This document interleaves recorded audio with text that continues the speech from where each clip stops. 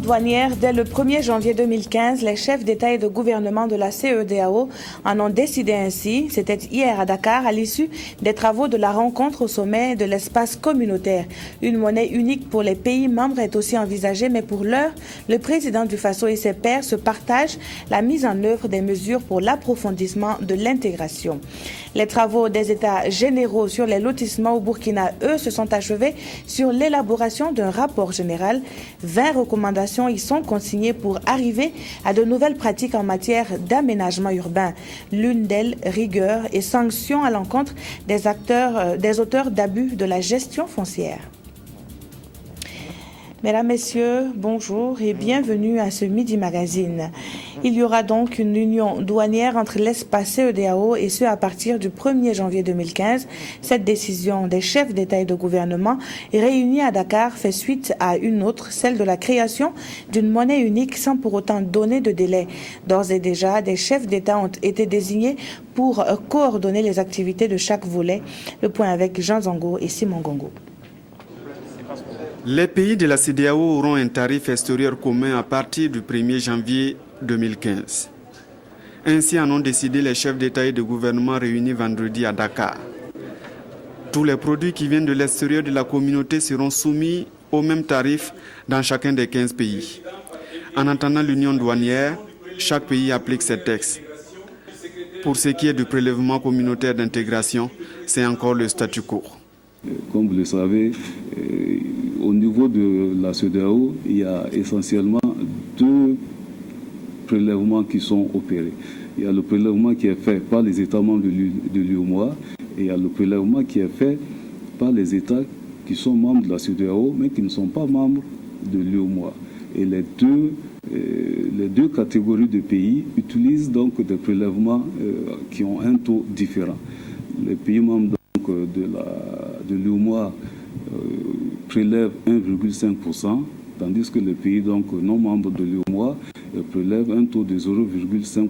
S'agissant de cette question bien précise, il a fallu dissocier la question du prélèvement de la question du tarif extérieur commun pour pouvoir avancer, parce qu'il y a quelques difficultés. Pour les accords de partenariat économique avec l'Union européenne, la conférence extraordinaire de Dakar demande aux négociateurs en chef de reprendre les négociations pour trouver un accord qui arrange la région.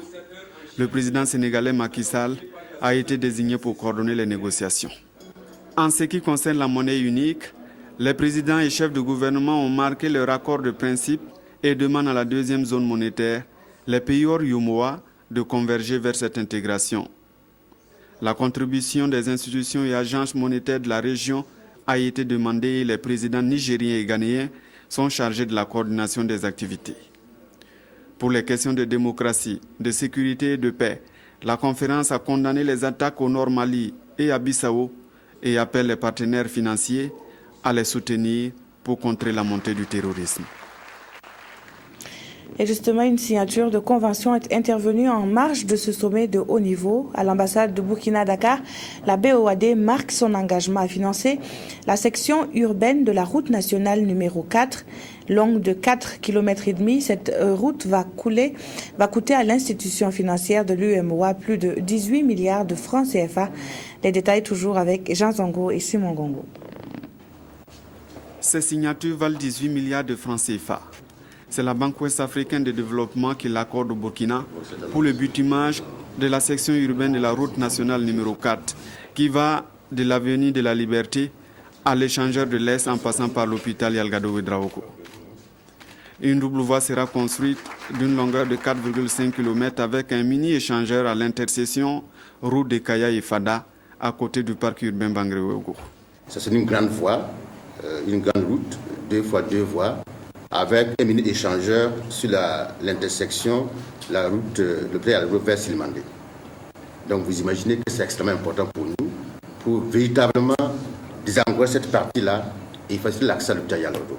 Et tous ceux qui connaissent cette partie connaissent simplement de ce projet-là. La route prévoit aussi des ouvrages d'assainissement, d'éclairage public et de signalisation aussi bien horizontale que verticale. Le président de l'institution financière régionale demande que cet accord signé à l'ambassade du Burkina à Dakar donne une route bien construite et bien entretenue. À la fin des travaux, les usagers devraient disposer d'une route sûre et sécurisée, selon le ministre des Finances. Alors que la ville de Dori se prépare pour accueillir les festivités du 11 décembre 2013, à Dédougou, l'on jette déjà les bases de celles qui auront lieu en 2014. Face au chef du gouvernement, les forces vives de la région de la boucle du Mouroun ont décliné des propositions pour la réussite du challenge. Ces propositions seront transmises à l'ensemble du gouvernement pour appréciation. Maxime Zongo. Conformément aux souhaits du gouvernement qui veut que les festivités du 11 décembre soient tournantes, c'est la ville de Dédougou, chef-lieu de la région de la Boucle du Moun, qui accueille en 2014 la fête de l'indépendance. Tirant leçon des organisations précédentes, pour 2014, on a choisi d'aller très vite et surtout en impliquant très tôt l'ensemble des acteurs susceptibles d'apporter leur contribution au succès de la manifestation. J'avais effectivement instruit les membres du gouvernement que nous puissions cette fois-ci anticiper et ne pas être obligés de le faire comme cela s'est passé pour les 2 dernières manifestations, l'année même pour réaliser les infrastructures. Donc cette fois-ci, on a commencé tôt et d'ailleurs, les problèmes qui ont été soulevés ce matin montrent qu'on a bien fait donc de commencer les échanges dès à présent. Nous allons maintenant peaufiner les différents projets qui sont prévus. Et j'espère que d'ici fin novembre, on va tenir notre rencontre pour arrêter définitivement les différents chantiers à réaliser. Fruit de plusieurs réunions, consultations, échanges avec les forces vives de la région et de nombreuses personnes ressources, les projets d'infrastructures à soumettre au gouvernement ont été déclinés par le gouverneur. Et ces réalisations tournent autour des aménagements de voirie, la cité des forces vives, et il y a également des infrastructures culturelles qu'on doit réaliser. On a également soumis à son appréciation d'autres propositions qui sont des propositions de réaménagement de bâtiments et d'aménagement dans les cours à l'intérieur, particulièrement de la résidence du gouverneur, compte tenu de l'événement qui est vraiment un événement très apprécié au niveau de la population. Et tout le monde est dans l'attente, en tout cas, de participer activement à ce que 11 décembre 2014 soit une réussite au niveau de la région de la Boucle du Moun. À ce jour déjà, selon les autorités régionales, les sites ont été identifiés. Un chronogramme de sortie pour mobiliser et impliquer les fils et les filles de la région, tant à l'intérieur qu'à l'extérieur, établi. Le chef du gouvernement, qui s'est réjoui de la dynamique interne autour de l'événement, a exhorté la population à maintenir le cap. Le lancement officiel des travaux est envisagé pour début février 2014. Fin à Ouagadougou des états généraux sur le lotissement, premier du genre. Pour arriver à de nouvelles pratiques en matière d'aménagement urbain, il faut agir ensemble. C'est ce qui ressort des conclusions faites par plus de 500 acteurs venus de tout le pays, mais aussi du Mali et du Niger. 20 recommandations comportent le rapport final d'où émergent de nouvelles pratiques en matière de gestion du foncier. C'est Sylvestre Da. Les aménagements urbains au Burkina vont connaître bientôt de nouvelles pratiques. Ainsi, en ont décidé à Ouagadougou les 500 acteurs impliqués dans la gestion foncière au sortir des états généraux sur le lotissement. 2 jours de débat dans les commissions thématiques et en session plénière leur ont permis de s'accorder sur des conclusions et recommandations au nombre de 20. L'une des recommandations les plus fortes qu'il faut retenir, c'est aller vers l'informatisation de la gestion des parcelles. Aller vers l'informatisation de la gestion des parcelles implique la mise en place d'un cadastre fiscal. Une autre des recommandations qui a été proposée, c'est lutter contre l'habitat spontané. Les participants recommandent aussi, en outre, l'arrêt des lotissements à Ouagadougou et à Bobo-Dioulasso après l'apurement des passifs, la hausse de la taxe de jouissance, ainsi que l'instauration d'une taxe sur la propriété bâtie et non bâtie, l'accompagnement conséquent de l'État aux communes et aux régions dans la gestion foncière, de la rigueur dans l'application des sanctions prévues pour les cas de dérive. Notre problème, c'est souvent d'appliquer les textes avec beaucoup d'exceptions. Il va falloir que nous appliquions ces textes et ces recommandations sans exception pour nous permettre de sortir de ce marasme, en fait, si on peut l'appeler ainsi, de ces questions récurrentes de lotissement, de ces questions récurrentes, on va dire, de foncier. Les 2 jours sont loin d'avoir permis d'épuiser le débat autour de la problématique du développement urbain et de la gestion des opérations de lotissement. Mais avec les résultats des travaux, un nouveau décollage peut être amorcé. Des résultats que les participants s'engagent à s'approprier une fois qu'ils seront approuvés par le gouvernement. L'occasion était belle, effectivement, de pouvoir discuter ensemble et de trouver les solutions idoines par rapport à cette question combien importante pour le développement local. Parce qu'il y a un certain nombre, effectivement, de propositions qui ont été faites qui ne paraissaient pas véritablement être les meilleures et les plus heureuses. Celles-là ont été écartées et celles qui ont été retenues, à notre sens, semblent être véritablement réalistes. Nous-mêmes, nous allons mieux dormir. Parce que pourquoi? Les maires sont trop mal vus. On pense que nous n'avons rien à faire, c'est pas vendre des parcelles. Non, ce n'est pas le cas. Nous l'avons montré ici que ce n'était pas ça. Parce que c'est nous-mêmes qui avons pris ces résolutions. Donc nous avons montré aux yeux du peuple, de la population, que ce qu'ils pensent de nous, ce n'est pas ça. Les acteurs impliqués dans la gestion foncière s'engagent en outre à accompagner le gouvernement dans la mise en place d'un comité de suivi et d'un chronogramme pour la mise en œuvre des résultats issus des états généraux premiers du genre au Burkina. Respecter les idéaux fondateurs de l'Organisation des Nations Unies et œuvrer ensemble pour la paix, le développement et le respect des droits de l'homme, c'est l'appel lancé par le secrétaire général de l'ONU à l'occasion de la journée dédiée aux Nations Unies. Le 68e anniversaire de l'entrée en vigueur de la charte de l'organisation a été marqué à Ouagadougou par des engagements forts pour accélérer la dynamique de l'atteinte des objectifs du millénaire pour le développement. 68 ans au service de la paix, du développement et des droits humains, c'est ce que fête ce 24 octobre l'Organisation des Nations Unies, ONU. Cette soirée, qui s'est voulue sobre mais conviviale, a servi d'occasion pour rappeler le contexte dans lequel est commémorée la journée dédiée aux Nations Unies. En effet, à 2 années du deadline pour l'atteinte des OMD, nombreux sont les défis qui restent à relever. Sur le plan national, les efforts du Burkina Faso dans divers domaines ont été reconnus. Le thème que nous avons choisi localement, c'est le renforcement de la résilience, parce que dans le cadre de l'atteinte des objectifs du millénaire pour le développement, parce que nous avons vu que même si on est encore en train de faire beaucoup d'efforts, nous sommes souvent, ces efforts sont souvent contrariés par les chocs multiples qui existent, et certains chocs, il faut pouvoir y répondre, il faut trouver les moyens de rebondir. Et au rebond, le système des Nations Unies s'est compté sur l'État burkinabé. Le représentant du patron de la cérémonie, le ministre d'État chargé des Affaires étrangères, a du reste réitéré l'engagement du Burkina Faso aux idéaux des Nations Unies. Le gouvernement et le peuple burkinabé voudraient vous réitérer leur gratitude pour l'appui constant que vous leur apportez au quotidien et vous renouveler leur disponibilité à vous accompagner dans l'accomplissement de vos missions respectives.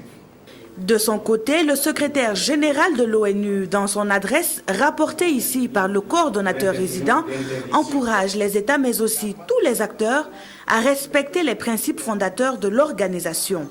C'est ainsi que la paix, le développement et le respect des droits de l'homme seront les valeurs les mieux partagées dans le monde. Dans un monde plus juste, l'inclusion des personnes vulnérables occupe une place de choix. Après 4 mois de recherche approfondie sur la question, l'UNESCO est parvenue à des pistes de solutions qui devront être validées par les acteurs concernés. Il s'agit au Burkina Faso de 9 ministères qui ont pris part à un atelier de validation de l'étude. Evelyne Dabiri pour le compte-rendu. Cette étude validée et ses recommandations remises au ministre des Enseignements secondaires et supérieurs, président de la Commission nationale pour l'UNESCO, et à celui de la promotion de la femme et du genre, font état des niveaux d'inclusion sociale des personnes vulnérables dans les politiques publiques du Burkina Faso. L'étude qui a été menée à Zignare, Ouagadougou et Komsilga montre une méconnaissance et une non-application des normes en faveur des personnes vulnérables. L'exemple par exemple de la carte pour les personnes vivant en situation de handicap, lorsque se présente dans certains centres de santé avec cette carte-là, il y en a qui disent on ne sait même pas ce que c'est et on refuse de leur accorder le soin tel que c'est prévu par les dispositions réglementaires. Au Burkina Faso, il est clair qu'il existe une volonté manifeste d'inclure socialement les groupes vulnérables. Maintenant, il y a aussi que l'effectivité de ces textes-là et de ces politiques se heurte à certains écueils qui sont parfois des limites budgétaires, certains écueils qui sont parfois liés au fait que les textes eux-mêmes sont rédigés dans des langues que les populations ne comprennent pas. Suite à ces constats, les recommandations visent à améliorer les textes existants en vue de mieux insérer les personnes vulnérables dans les sociétés. Par rapport à ces textes, qui sont entre autres l'allègement des conditions d'octroi des bourses pour ces personnes vulnérables, le relèvement de l'âge limite au concours, les taux particuliers pour le transport en commun, le ministre des Enseignements secondaires et supérieurs promet. Nous pensons nous-mêmes, ministre des Enseignements secondaires et supérieurs, nous avons un recrutement en vue, que nous puissions en tout cas travailler à ce qu'il puisse y avoir un certain quota supplémentaire, en tout cas un minimum de quotas assurés, dans le cas où ces candidatures-là venaient effectivement à être déposées. Cette étude diligentée par l'UNESCO concerne 3 pays de l'Amérique latine, 3 de l'Orient et 3 de l'Afrique qui sont le Burkina Faso, le Niger et le Sénégal. Elle fait suite aux conclusions du Sommet mondial pour le développement social tenu en 1995 à Copenhague, qui interpelle tous les pays à la construction des communautés basées sur une justice sociale. Éducation avec l'UNESCO toujours, dont le bureau régional pour l'Afrique de l'Ouest peaufine une stratégie de concert avec les responsables des ministères concernés par la question. Estelle Judith Assogba définit dans ce reportage qui va suivre les contours de cette nouvelle approche censée renforcer les capacités de l'éducation pour tous. Le bureau régional de l'UNESCO pour l'Afrique de l'Ouest veut apporter sa contribution au développement du système éducatif burkinabé. Cette institution internationale se propose d'intervenir sur la question de l'enseignement à travers son programme CAPEFA, le renforcement des capacités pour l'éducation pour tous. Mais en fait, c'est la question enseignante qui est traitée dans ce projet à travers plusieurs éléments. Pour le Burkina, il y a 4 groupes thématiques. Il y a le groupe thématique chargé de la révision curriculaire, donc les curricula de formation. Il y a un groupe thématique chargé de la planification et l'évaluation de l'éducation. Et un autre groupe qui est chargé de la formation des enseignants. Vous savez que c'est très important qu'on ait des enseignants bien formés et de qualité. Et cette formation également pose la question aussi de, la valorisation du métier d'enseignant. Et enfin, le groupe de la communication. À Koudougou, le bureau régional de l'UNESCO pour l'Afrique de l'Ouest et les responsables des structures centrales des 2 ministères en charge de l'éducation au Burkina Faso se penchent sur l'un des 4 groupes thématiques qui composent ce programme, le volet communication. Il s'agissait donc de faire l'état des lieux. Quels sont les problèmes de communication que l'on rencontre dans ce ministère-là et quelles sont les solutions qu'on peut apporter par la communication dans le cadre donc de ce renforcement des capacités des enseignants. Nous allons mettre en œuvre une stratégie de communication interne au département, mais externe également. Comment est-ce que les ministères vont communiquer avec leurs structures décentralisées et déconcentrées, avec les partenaires techniques et financiers. D'ailleurs, aussi, ils avaient demandé par exemple, qu'on crée une base de données sur l'éducation au niveau donc, de l'information sur l'éducation. Ils se sont donné 48 heures pour finaliser et valider la stratégie de communication de ce programme. Une séance de travail qui permettra à ces acteurs du système éducatif d'élaborer un plan de communication et de veiller à sa mise en œuvre. En plus du droit à l'éducation, les tout-petits ont d'autres droits, mais aussi des devoirs. Cela doit donc être connu de tous et le groupe de travail pour la protection de l'enfance a réuni ses collaborateurs pour planifier des actions qui ont pour objectif d'amener à une meilleure compréhension des droits et devoirs de l'enfant. Le commentaire est de Moussaki et Karim Patrick Namono. La protection des enfants par la promotion de leurs droits, voici le challenge du groupe de travail pour la protection de l'enfance GTPE. Pour relever le défi, le groupe réunit ses alliés qui sont les acteurs agissant pour le bien-être de ces êtres fragiles. Ensemble, ils devront planifier des actions pour mieux faire connaître les droits et les devoirs des tout-petits. Le travail du groupe d'apprentissage des programmes GAP nécessite une meilleure compréhension des faits et un bon dispositif de recherche et de collecte de données, une étape qui va permettre de prendre des décisions plus adéquates pour la protection de l'enfance au Burkina Faso. La réalisation effective de ces actions devra permettre au groupe de travail pour la protection de l'enfant GTPE de mieux élaborer son plan triennal 2013-2016.